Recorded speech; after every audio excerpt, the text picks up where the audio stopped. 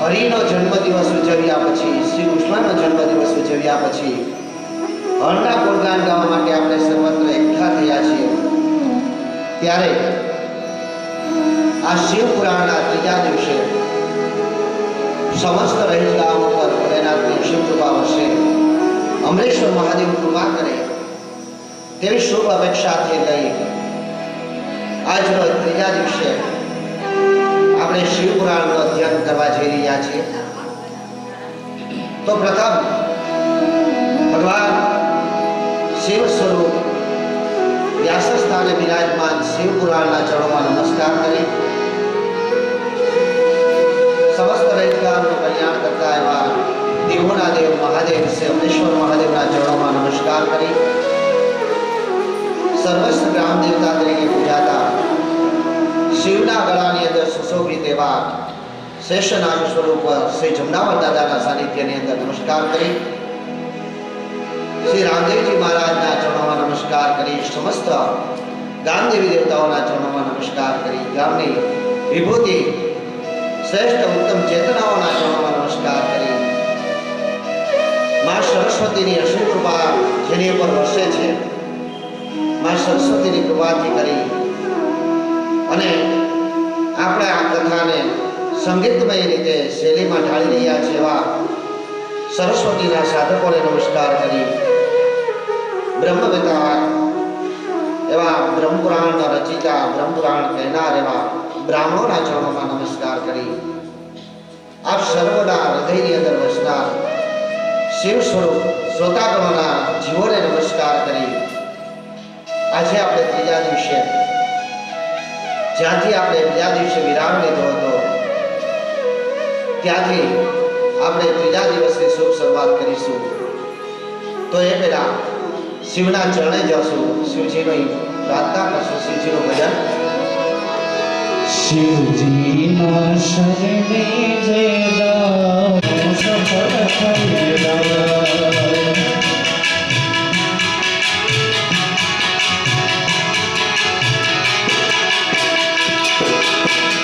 નમઃ શિવાય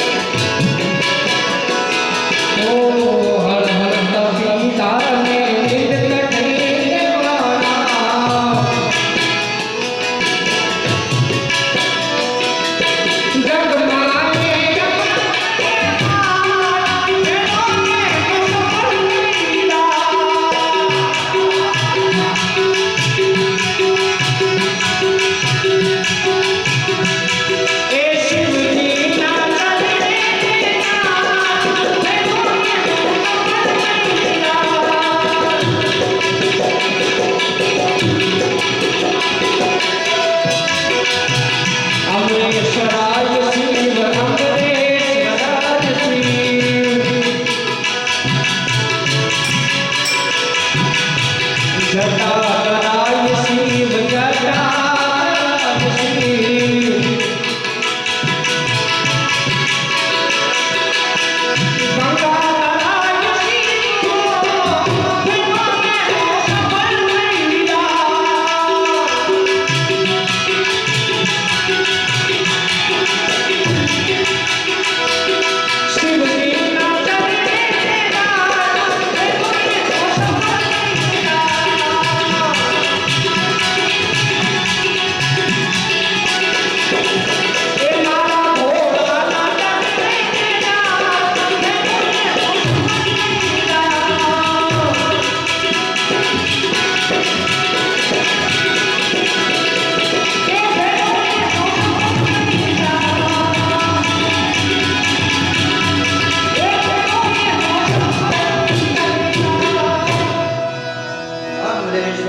કોટી કોટી વંદન કરી, કારણ કે જેના ગુણ ગાવા જઈ રહ્યા છે અને સ્વયં વ્યાસજી સ્વયં રોમહર્ષણ છે એવું કહે છે કે આ નિષ્કળ નિરાકાર ભગવાન શિવ શંભુના ગુણ ક્યારેય કોઈ ગાઈ ન શકે. અમે પણ અસમર્થ છીએ. જો વ્યાસ સ્વયં અસમર્થ હોય તો તમે ને હું તો શું છે? આથી કરી અને માં સરસ્વતીના ચરણોમાં નમન કરીને કહું છું કે હે મા ભગવતી, હે કૃપાળી, હે કલ્યાણકારી, હે ભગવતી, સાક્ષાત તું મારા મુખ્યારી સરસ્વતી રૂપે બિરાજમાન થજે. જે આજે શિવરૂપી આ શ્રોતાગણો જે બેઠા છે એની સમક્ષ છે શિવનું મહાત્મ્ય પીરસવાનું છે, શિવ કથા પીરસવાની છે. મારા હૃદયની અંદર વસીને હે ભગવતી સ્વયં તું ગાજે.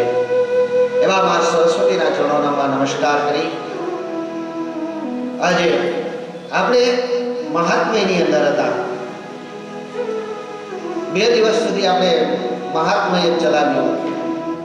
મહાત્મ્યની અંદર 2 કથાઓ, બંને કથાઓ બ્રાહ્મણોની છે. એક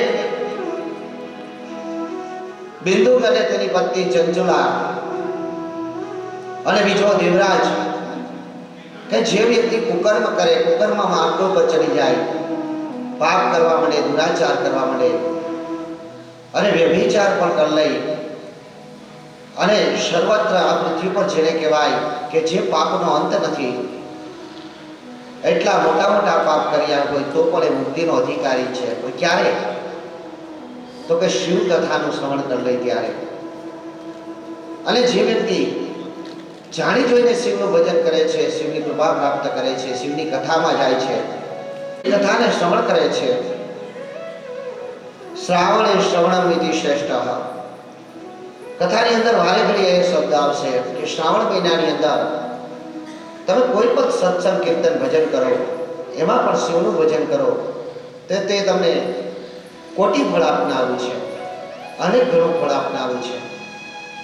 તો એ પાપી જીવડાઓ જે નરક યાતનાની માત્ર વાત સાંભળીને ચંચુલા બ્રાહ્મણના ચરણે વૈદી, બ્રાહ્મણને ગુરુ બનાવી લીધા, ગુરુ પદ આપી એમની પૂજા કરવા લાગી અને વચન માંગી લીધું કે હે બ્રહ્મદેવ મને મુક્તિનો માર્ગ બતાવો.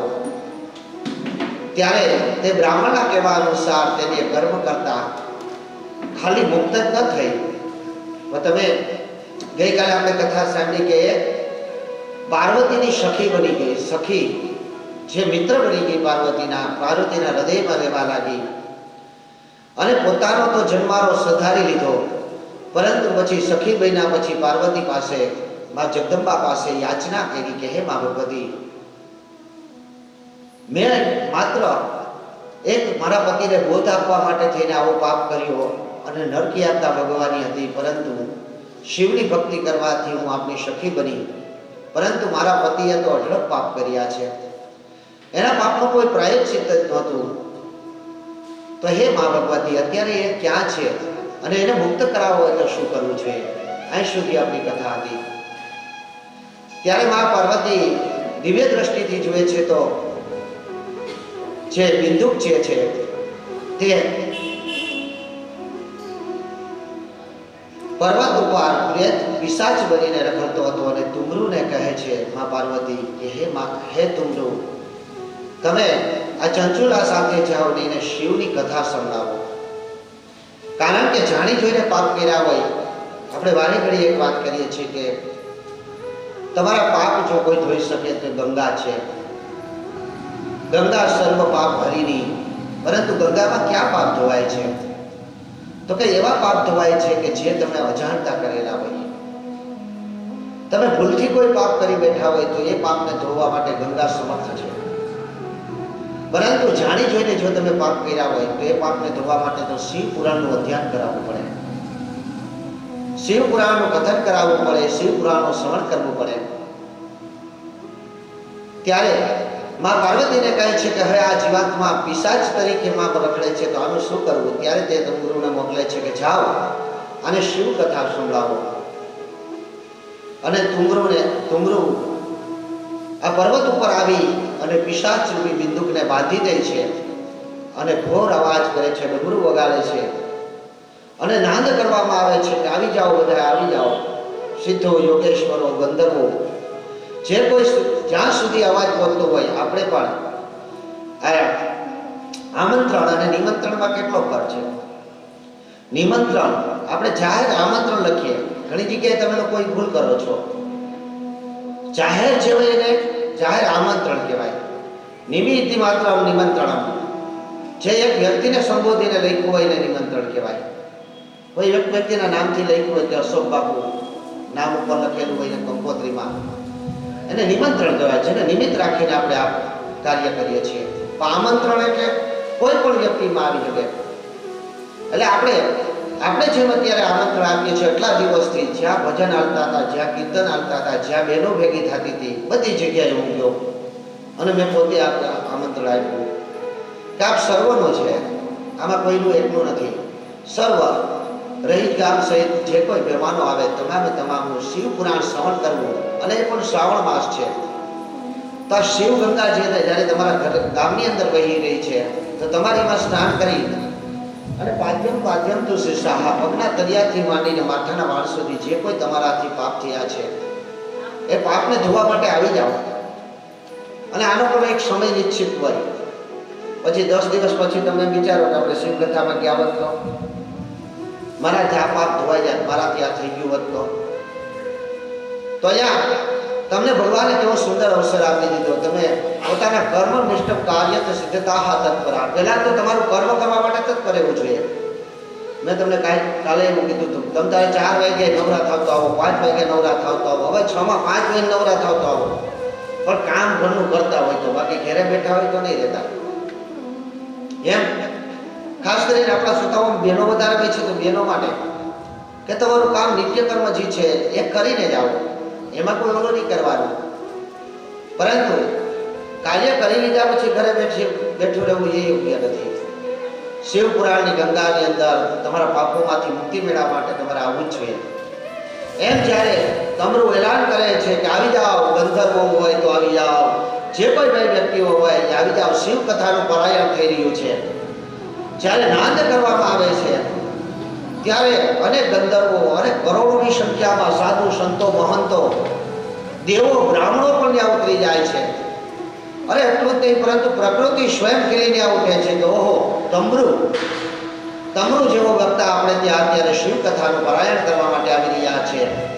તો પ્રકૃતિ જાણે ચારે ખીલી ઉઠે છે અને બધા શિવ પુરાણનું અધ્યયન સાંભળે છે. નહીં, શિવ પુરાણનું અધ્યયન સાંભળવાથી એ બિંદુ મુક્તિને પ્રાપ્ત કરે છે.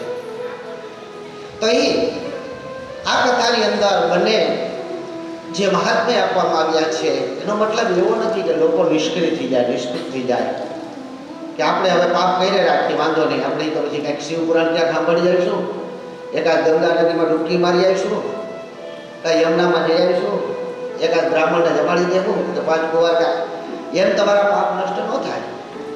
કારણ કે પાપ નષ્ટ તો અજાણતા જો તમે કરેલા પાપ હોય ને એને નષ્ટ કરવા માટેનો ઉપાય છે. પરંતુ જાણી જોઈને પાપ કર્યો હોય તો શિવના ચરણે જવું જોઈએ. તો બિંદુકને મુક્તિ મળ્યા પછી અહીંયા આ કથા જે છે 4 જગ્યાએ એક સાથે ચાલે છે. આ કથાના મુખ્ય વક્તા સ્વયં શિવ પોતે છે. મહેશ્વર સ્વરૂપ જેને તમે ઓળખો છો, બાપુ તમારું નામ મહેશ્વર, મહેશ, જે મહેશ્વર સ્વરૂપને તમે ઓળખો છો એની પેલી કથા મા જગદંબાને કીધી હતી, મા ભવાનીને કીધી હતી. અને એ કથા કેવડી લાંબી હતી તો 100 કરોડ શ્લોકો હતા એમાં. કેટલા? 100 કરોડ શ્લોકો. ઘણા લોકોને એવું થાય કે આ એટલા શ્લોકોના નામ લખે છે, એટલું બોલે છે તો આ લખવાય અઘરા થઈ પડે. પરંતુ સંસ્કૃત સૌથી મોટી ભાષા છે. સંસ્કૃતની અંદર 24 મીંડા તમે લગાડી શકો. 24 મીંડા સુધી એનો આંક છે. બાકી કોઈ પણ તમે અન્ય તમે ભાષા લઈ લો, અંગ્રેજીની અંદર લઈ લો તો જેમ એક મીંડાની એકડાની પાછળ 1 લાગે તો 10 થાય, 10 ની પાછળ 1 લાગ્યો તો 0 લાગ્યો તો 0 થયો. એમ વધીને ખરવા અને વિખરવા એટલે 12 મીંડા સુધી જ અન્ય ભાષાઓની અંદર વાત આપેલી છે. પરંતુ સંસ્કૃતની અંદર 24 મીંડાનો ગણિત આપેલું છે. એ પણ આગળ આવશે.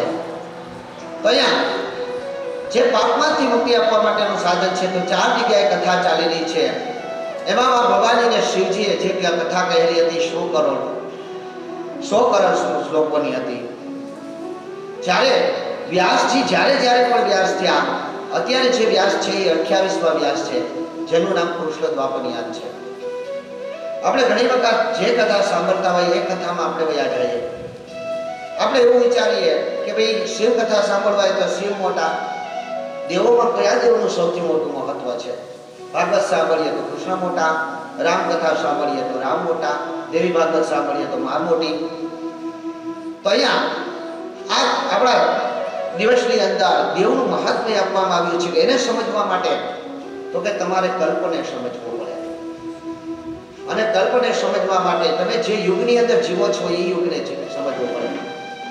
અત્યારે આપણી સંસ્કૃતિ એટલી બધી અન્ય સંસ્કૃતિને આપણે કેળવી લીધી છે કે આપણી સંસ્કૃતિને ભૂલી ગયા છે.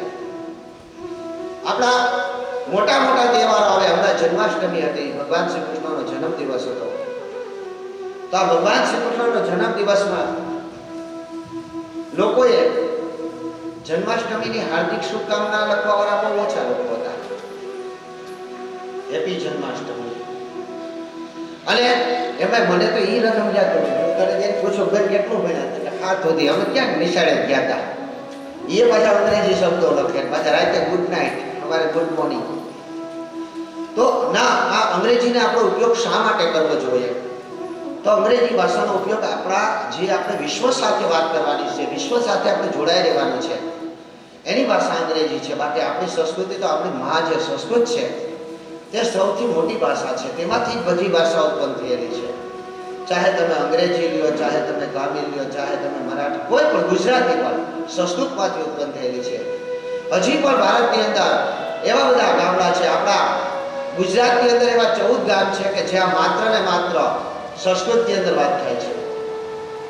જ્યાં એક ઢોલક વગાડવા વાળો હોય એ પણ સંસ્કૃતમાં વાત કરે છે, કોઈ મજૂરી કામ કરવા વાળો હોય એ પણ સંસ્કૃતમાં વાત કરે છે, એક કોઈ ગામનો ખેડૂત માણસ છે એ પણ સંસ્કૃતમાં વાત કરે છે, કોઈ બ્રાહ્મણો તો નિત્ય કર્મ છે. એટલે જે આપણી ભાષાને જાળવી રાખશો તો આપણી સંસ્કૃતિને જળવાશે. તો અહીંયા જે 4 કથામાંથી પહેલી કથા એ કહે છે, બીજી કથા નંદેશ્વર છે, ઋષિઓને કહે છે. અહીં ચાર ઋષિઓ હતા, 4 ભાઈઓ હતા જે ભગવાનના અવતાર ગણવામાં આવે છે. જેમાં એકનું નામ છે સનત કુમાર, એકનું નામ છે સનાનંદ કુમાર, એકનું નામ છે સનાતન કુમાર ને ચોથાનું નામ છે સનવન કુમાર. એટલે આ 4 જે ઋષિ કુમારો હતા એ 4 ઋષિ કુમારોને નંદી મહારાજ આ કથા કહે છે. અને એ જ કથા અહીંયા જે આ સુતપુરાણીઓ જે છે, જે ઋષિવરો જે છે, જેને ભગવાને આત્મજ્ઞાન આપ્યું અને સાચા રસ્તે જવાનો રસ્તો સૂચ્યો, એટલે એને રોમહર્ષણ નામના ઋષિને આ પ્રશ્ન કર્યો. રોમહર્ષણે કીધું કે જીવને શિવ સાથે જોડવાનો સાચો માર્ગ કયો છે? શિવ એટલે કોણ છે? અને શિવ એક જ દેવ એવા છે કે જે 2 રૂપની અંદર પહોંચાય છે. શિવ તો કે મૂર્તિ રૂપની અંદર પણ પૂજાય છે, જેનું નિષ્કળ રૂપ છે, નિરાકાર છે. અને શિવ સાથે લિંગ રૂપની અંદર પૂજાય છે. આની પાછળનું કારણ શું? ઋષિઓના આવા પ્રશ્નો સાંભળી અને ચોથો સંવાદ ત્યાં ચાલુ થઈ જાય છે. અહીંયા રોમ હર્ષણ કહે છે કે મારા ગુરુજી વ્યાસજીના મુખેથી મેં એવી કથા સાંભળી હતી કે એક વખત સનાનંદ ઋષિઓ 6 ભાઈઓ જે બ્રહ્માજીના સ્વયં પુત્રો હતા, જે બ્રહ્માજી પાસે જાય છે અને કહે છે કે હે પિતાશ્રી, આપ અમને જણાવો કે આ પૃથ્વી પર જે મનુષ્ય છે એ મનુષ્ય પાપ તરફ દોરાઈ રહ્યો છે. કલયુગ કેવો છે? આપણે ઘણા બધા એ લોકો કહે કલયુગ આવી ગયો. કલયુગ એટલે શું? તો કે આપણે પાપ કરીએ છીએ અને કલયુગ કહીએ છીએ કે પાપ કોઈ કરે તો કે કલયુગની નિશાની છે. તો ઘણા એવું કહે છે કે કલયુગનો અંત આવી ગયો. અરે ના ના, કલયુગ એ કલી પ્રથમ ચરણ. કલયુગનો પહેલો ચરણ જ હજી પડ્યો છે. હજી તો કલયુગ બહુ લાગ્યો છે. કલયુગ કેટલા વર્ષનો છે? આજે સતયુગ એટલે શું, દ્વાપર યુગ એટલે શું, ત્રેતાયુગ એટલે શું, કલયુગ એટલે શું? આ શિવનું મહાત્મ્ય જાણવામાં આવે છે કે શિવજી શિવલિંગ તરીકે શા માટે સ્થાપિત થયા? બ્રહ્માજી કહે છે કે હું તમને સર્વત્ર વર્ણન કહું છું, શાંતિથી સાંભળો. ને આ તો સાંભળી કોણ શકે કે જેને સ્વયં શિવના આશીર્વાદ પ્રાપ્ત થયા હોય. એ જ શ્રોતા બની શકે છે કે જેની પર શિવ કૃપા પ્રાપ્ત થઈ હોય. બાકી તો ઘણા અત્યારે પણ ગામના હોટલો બેઠા હશે, નવરા હશે. તો જેને શિવની કૃપા પ્રાપ્ત થઈ હોય એ માત્ર આ અધ્યયનને સાંભળી શકે છે. તો બ્રહ્માજી કહે છે કે પેલા તો તમે એ સાંભળો કે કલયુગ એટલે શું. ભગવાને આ પૃથ્વી ઉપર લિંગ સ્વરૂપે શા માટે જન્મ લીધો અને લિંગ ક્યારથી પૂજાય છે? તો લિંગ કરોડો વર્ષોથી પૂજાય છે. ઘણી જગ્યાએ એવું સાંભળ્યું મેં કે બેનોથી શિવલિંગને અડાવી, બેનોથી શિવલિંગનું પૂજા ન કરાય, બેનોથી શિવને ફૂલ ન ચડાવાય, શિવલિંગની. તો ખરેખર જ્યારે જોવા ગયો કે આ લોકો શું સમજે છે, મેં તમે મારી સાથે ગમે તે વર્તન કર્યું હોય એની પાછળ મેં તથ્યનું કારણ શોધ્યું જ હોય. અત્યારે હું તમને પાકી વળતર આપી દઉં, ભલે તમે કીધું હોય કે ન કીધું હોય, પણ એની પાછળ કારણ નહોતું કે આ બેને આવું કીધું, એની પાછળનું કારણ શું. તો ખરેખર તો કે આપણે આંધળી દોડ મૂકી દીધી. આપણે કે થોડું ઘેટું હોય ને એની પાછળ ઘેટું સીધું કોલા કુવા પડી જાય, એક પડે એટલે બીજું પડે. તો અહીંયા એવું કહેવાયું છે કે ખરેખર તો કઈ અજ્ઞાનતા રહી ગઈ આપણામાં. કીધું તો કાંઈ અને સાંભળ્યું કાંઈ, અથવા તો કોઈ તમને શુદ્ધ વાત કરવા આવ્યો નહીં, કોઈ શુદ્ધ સમાચાર આપવા આવ્યો નહીં કે સત્ય શું છે. ઘણા કઈ શિવજીનો પ્રસાદ ધરેલો કોઈ લેવાય, પ્રસાદ ખવાય, કોનાથી ખવાય, કઈ શિવલિંગનો પ્રસાદ ખવાય. શિવલિંગનો પ્રસાદ આપ ખાઈ શકો, પણ એ કથા આપણે જ્યારે બિલીપત્ર અને ભસ્મ અને રુદ્રાક્ષનું મહાત્મય આવશે ત્યારે આવશે. શિવનો પ્રસાદ ખાવાનો કોણ અધિકારી છે? આ અતિથ જે બાવાજી છે, જે શિવજીની પૂજા કરે છે, એ તો 100% અધિકારી છે. ગમે એમ તમે ચડાવ્યું, તમે સફરજન રોક્યું લઈને ખાવા માટે ચાલે એવું કહે છે. પરંતુ આપણે પ્રસાદ જોતો હોય તો આપણે લેવો હોય તો આપણે ઘણી વખત દીપવાળા ચડાવીએ, મહાપૂજા ચડાવીએ, સુખડી ધરીએ. શિવજીને માલપુડા બહુ ગમે છે. કોઈ માલપુડા કોઈ નથી ચડાવ્યા ને. હવે પછી જોજો આમાં શિવને માલપુડા બહુ ગમે છે, માલપુડા પણ ચડાવવા જોઈએ. એટલે કોઈ પણ વસ્તુ ચડાવી હોય પરંતુ આપણને પ્રસાદ તરીકે ન મળે તો શું આપણે એના અધિકારી નથી? તો એ કથા આવશે કે ના અધિકારી છે, પણ કઈ રીતે તમે પ્રસાદને ગ્રહણ કરી શકો. તો અહીંયા બ્રહ્માજી કહેવા લાગે છે કે સર્વત્ર શિવ છે. અહીંયા યુગોની વાત છે. દરેક પદ દરેક દેવી દેવતાઓને આપવામાં આવ્યા છે. કોઈ પણ દેવી દેવતા છે એની પાસે એક પદ છે, અને જે પદ ઉપર એ સુશોભિત છે એ પદનું જ એને કાર્ય કરવાનું છે. તો એના માટે તમારે કલ્પ સમજવો પડે. તમને એમ થાય કે દાદા પદની વાત કરે છે, પદ એટલે શું? તો એ પદ સમજવા માટે તમારે કલ્પને સમજવો પડે, કલ્પને સમજવા માટે તમારે મનુને સમજવો પડે, મનુને સમજવા માટે તમારે યુગને સમજવો પડે, અને યુગને સમજવા માટે આજને તમારે સમજવો પડે કે તમારી આજ શા માટે છે તમારી પાસે. તમે લોકો એટલા બધા પ્રેમથી આ શાંતિથી શા માટે બેસી ગયા છો? તો અહીંયા કલયુગ, 4 યુગને તમે ઓળખો છો. પહેલો કલયુગ, કલયુગની ઉંમર લખી લેજો, મગજની અંદર ગાંઠ બાંધી લેજો, અને એવું લાગે તો કાલથી નોટ પેન લઈને પણ આવજો. મેં માળાનું કીધું તો માળા એટલે શું છે, એનાથી 2 ફાયદા થાય. હું કાયમી પૂજા કરું એટલે મારા આડોશી પાડોશી એને ખબર છે ફૂલ માઇક મૂકીને પૂજા કરે. કોઈ પૂજા કરવા પાછળનું કારણ શું? કે ભજન હાલતા હોય, કીર્તન હાલતું હોય, જે હોય તે કથા હાલતી હોય. તો જરાક પૂજામાંથી બે ધ્યાન થયા, એ ભજનમાં વયા ગયા, એ ભજનમાંથી પાછા પૂજામાં આવી ગયા. એટલે ત્રીજી જગ્યાએ તમારું ધ્યાન ભટકે જ નહીં. એટલે માળા તમારા હાથમાં હોય અને ઓમ નમઃ શિવાય, ઓમ નમઃ શિવાય જપતા રહેતા હોય અને કથા સાંભળો અને કથામાંથી જરાક કદાચ આજુબાજુમાં કાંઈક થાય અને ધ્યાન જાય તો એ માળામાં ધ્યાન વયું જાય. એટલે તમે બે ધ્યાન જ ન થાવ. તમારી ઇન્દ્રિયો, આપણે તમારી દરેક ઇન્દ્રિયોની વાત કરી કે દરેક ઇન્દ્રિયો તમારું શિવમય બની જવી જોઈએ. એટલે અહીંયા તો કે આજના દિવસને સમજવો પડે. તો આજના દિવસને તમે કઈ રીતે સમજશો? તો અત્યારે જે યુગ ચાલે છે કળિયુગ, સેકન્ડ, હું મારા વિડીયોમાં યુટ્યુબ ઉપર જે વિડીયો મૂકું એમાં દરેક તહેવારોની વાત એવી રીતે કરું. હું તમને સેકન્ડનો હિસાબ આપી. આ તારામંડળ સૌરમંડળમાં હિસાબ લખેલો જ છે, બરાબર? આપણે એ સૂક્ષ્મ ગણિત સુધી ક્યારે પહોંચતા નથી. અહીંયા કળિયુગ છે એની વર્ષ કેટલા? તો કે 4,32,000 વર્ષનો કળિયુગ છે. કેવડો? હવે તમે કહો કળિયુગનો અંત આવ્યો, પણ કળિયુગનો અંત કઈ રીતે આવ્યો? હજી તો 5,254 વર્ષ થયા. કેટલા? આ વર્ષ જે ચાલે છે એ 5,254 વર્ષ છે. ભગવાન શ્રી કૃષ્ણ ગયા સ્વધામ, ત્યાર પછી થોડાક જ સમયની અંદર કળિયુગ બેસી ગયો. પરીક્ષિત રાજાની સામે કળિયુગ આવી ગયો. આપણે શ્રીમદ ભાગવતની અંદર સાંભળી ગયા. પરંતુ કળિયુગની અંદર આ કળિયુગની ઉંમર, આપણી ઉંમર કેટલી કળિયુગની અંદર? તો કળિયુગની અંદર આપણી ઉંમર 100 વર્ષ કીધેલી છે. કોક 100 થી 125 વર્ષ કહે છે. કળિયુગની અંદર મનુષ્ય ઊંચાઈ કેટલી? તો કળિયુગની અંદર મનુષ્યની ઊંચાઈ 7 ફૂટ સુધી. કળિયુગ પહેલાનો જે યુગ હતો એ દ્વાપર યુગ, ભગવાન શ્રી કૃષ્ણનો યુગ. આ ભગવાન શ્રી કૃષ્ણના યુગની અંદર દ્વાપર યુગની અંદર, દ્વાપર યુગ કેવડો? તો કે એ પોતે યુગ 8,64,000 વર્ષનો હતો. અને દ્વાપર યુગની અંદર મનુષ્યની આયુષ્ય કેટલી? તો કે 400 વર્ષ સુધીની હતી. ભગવાન શ્રી કૃષ્ણ કેટલા વર્ષ જીવ્યા હતા એ ખબર છે ને? ભગવાન શ્રી કૃષ્ણ કેટલા વર્ષ હતા? 126 વર્ષ. કેટલા?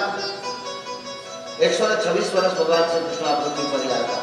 ત્યારે એનું આયુષ્ય 400 વર્ષનું હતું. પરંતુ ગાંધારીના શ્રાપ અને જે કાંઈ એને પોતાની માયા આંખો સમેટી લેવાની હતી, એટલે ભગવાને તેવા ઘણા બધા વાના કર્યા જવા માટેના, સ્વધામ જવા માટેના. એ બધી કથાઓ છે કે યાદવોના આવા કર્મો ને આ ને તે, પણ એની પાછળનું કારણ તો ભગવાન એટલું આયુષ્ય લઈને જાય બધા પૃથ્વી ઉપર. એટલે 126 વર્ષ પછી પોતાની માયાને સમેટી લીધી. અહીંયા દ્વાપર યુગની અંદર મનુષ્યનું આયુષ્ય 400 વર્ષ સુધીનું હતું. દ્વાપર યુગની અંદર મનુષ્યની ઊંચાઈ 20 ફૂટ વધીની હતી. આ ભીમની ઊંચાઈ 20 ફૂટ પૂરી હતી. અર્જુનની ઊંચાઈ 17 ફૂટ ઉપરની હતી.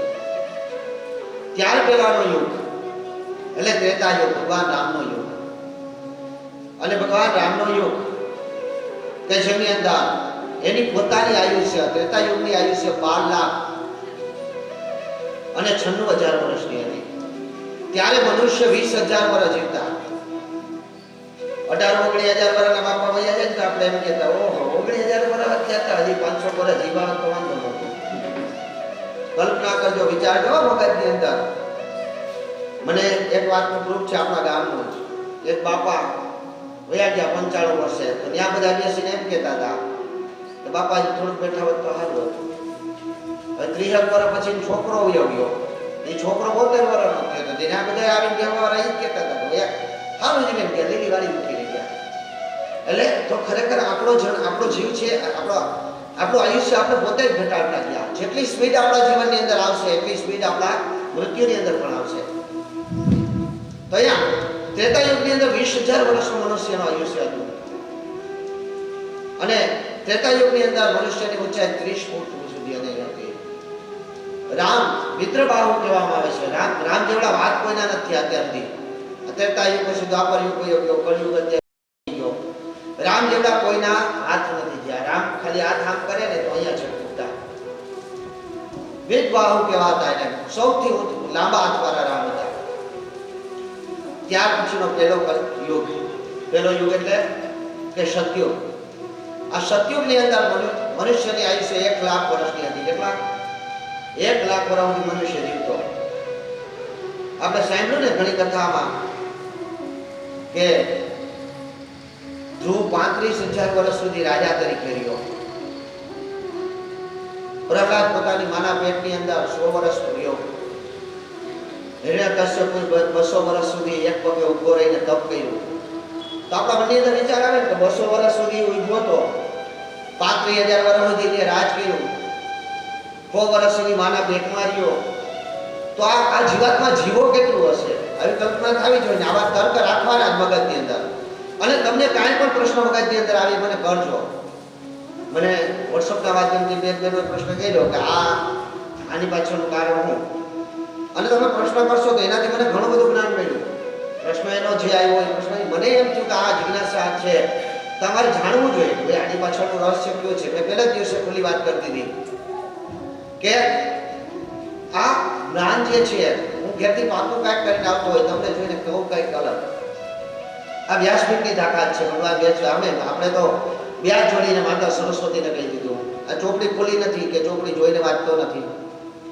માં સરસ્વતીને કીધું કે હે માં ભગવતી, તું જ મારા મુખે આવીને તું જ આ શ્રોતાઓને જે યોગ્ય હોય, સાચો રસ્તો એને મળે એ જ તું મારા મુખમાંથી બોલાવજે. ભગવાન વેદવ્યાસજીને આપણે કીધું કે 18 પુરાણોના રચયિતા હતો. તો 18 પુરાણમાંથી જે પણ મારા શ્રોતાઓ ગ્રહણ કરી શકે એ વાત તમે મારા મુખેથી કહેવડાવજો.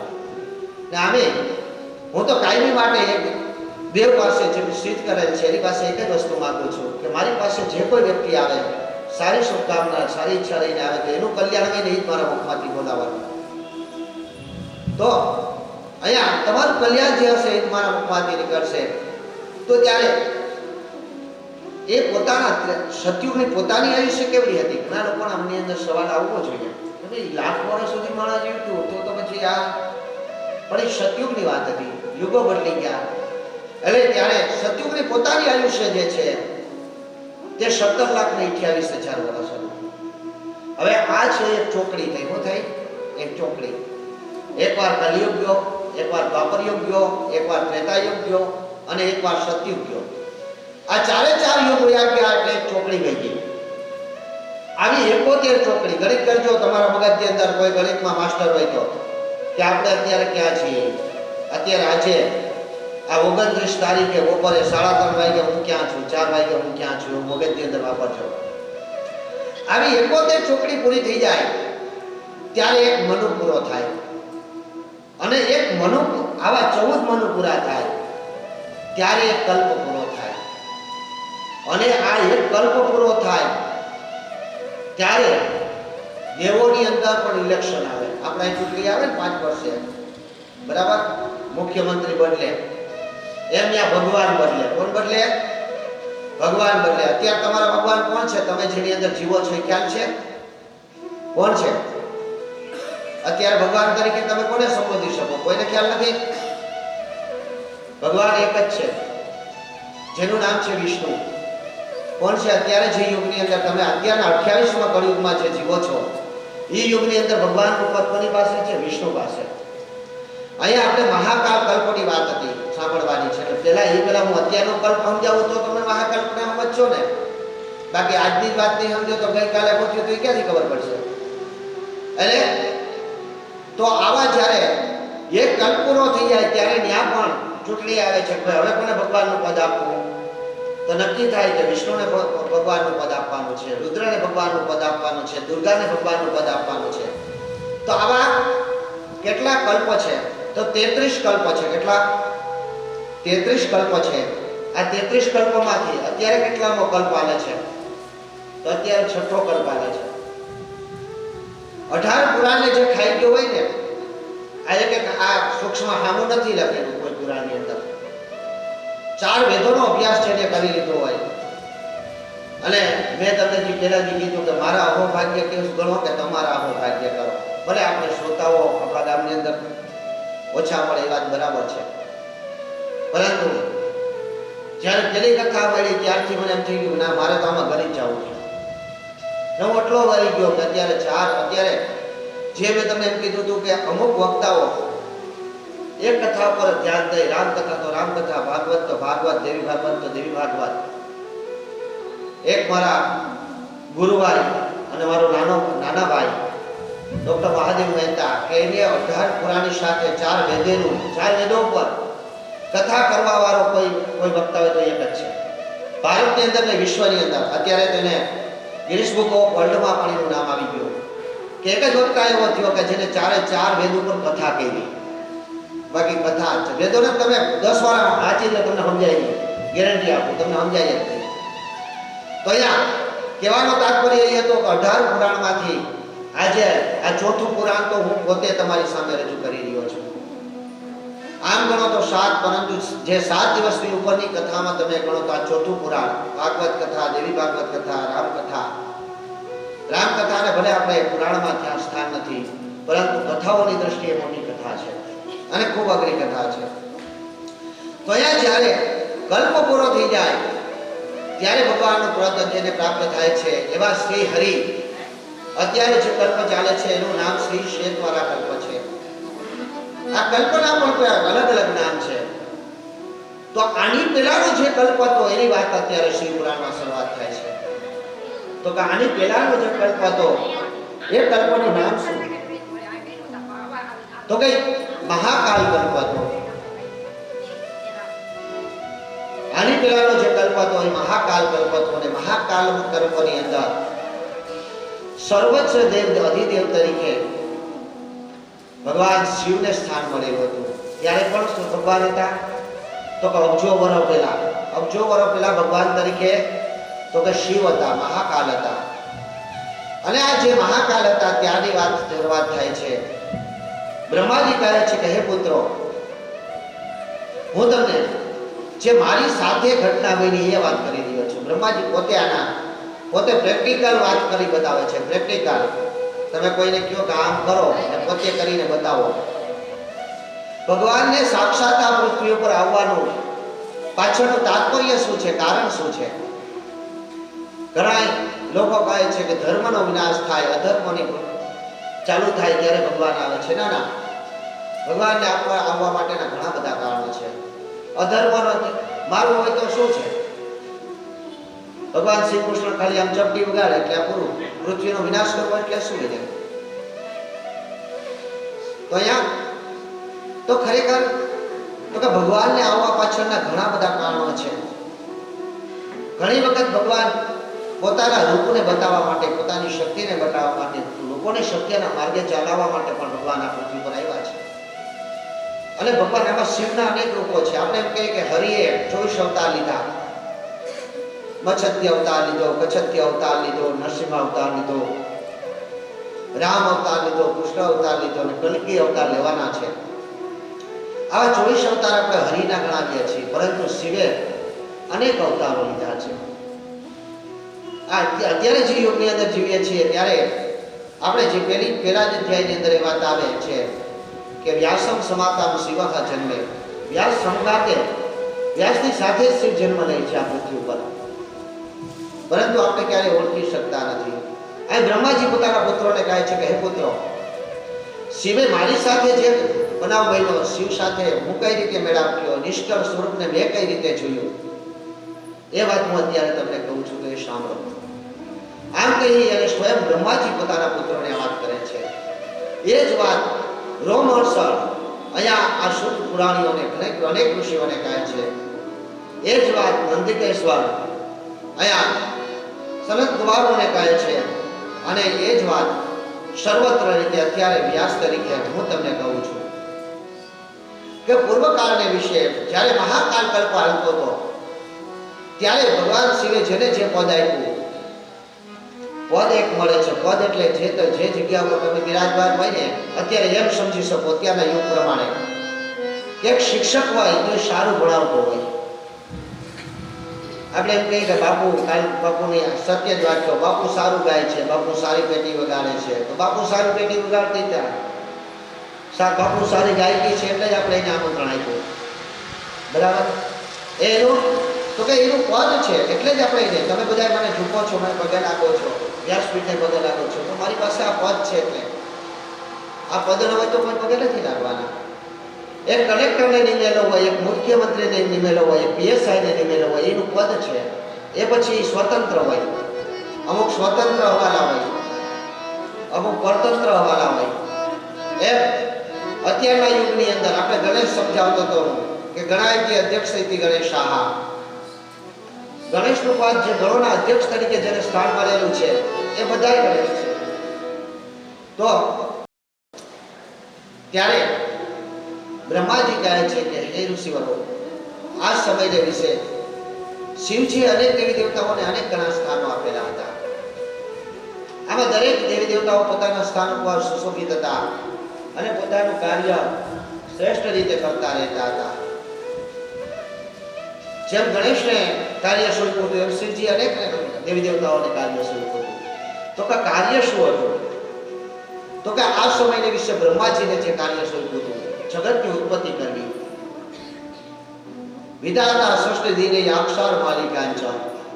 આપણે બધા એમ કહીએ છીએ કે આપણો જન્મ થાય તો વિધાતા નામની દેવી તમારા ભાગ્ય લખવા આવે, છઠ્ઠે દિવસે તમારા લેખ લખી જાય.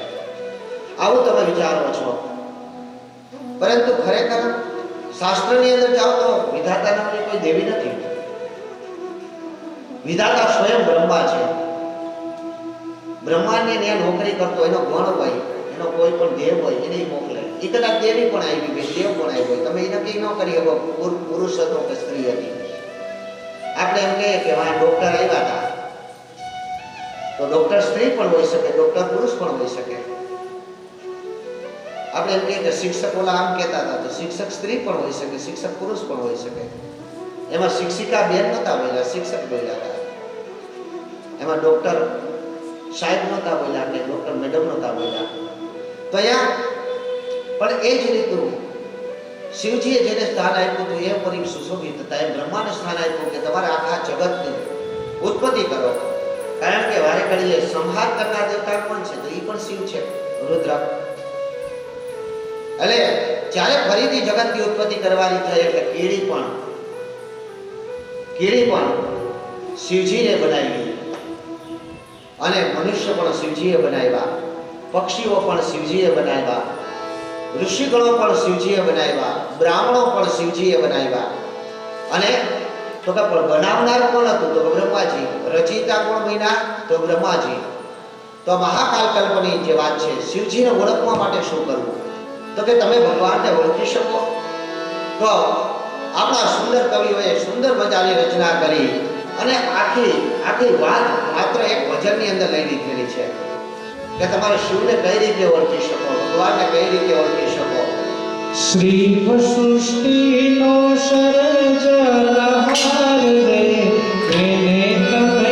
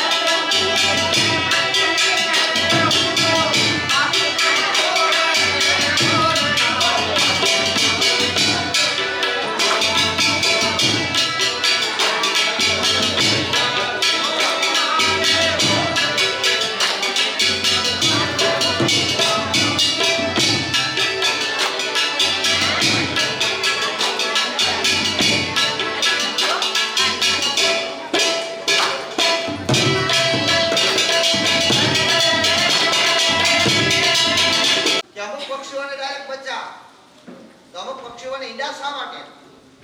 કલ્પના કરો કે ચકલીને ઈંડાની જગ્યાએ ડાયરેક્ટ બચ્ચું જન્મે તો શું થાય? ભગવાને કેવી રચના કરી? નખ માર્યા, આ ચકલીનો નખ પોતાના જ બચ્ચાને લાગી જાય તો મરી જાય. એટલા માટે એ અનવિધ સૃષ્ટિ બનાવી. ત્યારે વિચાર કરો કે ભગવાને સેવન કરવા માટે કેવી, તો તમે કલ્પના કરો કે હરણના બચ્ચામાં એવી કઈ સુવિધા ભગવાને મૂકી